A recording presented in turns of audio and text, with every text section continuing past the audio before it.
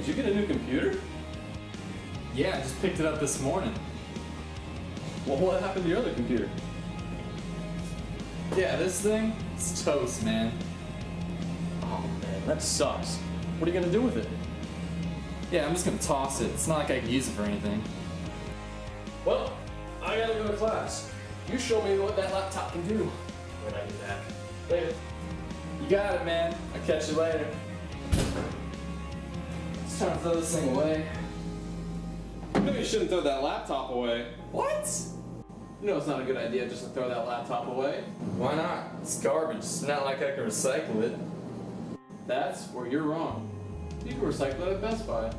Best Buy can recycle this thing? They sure can.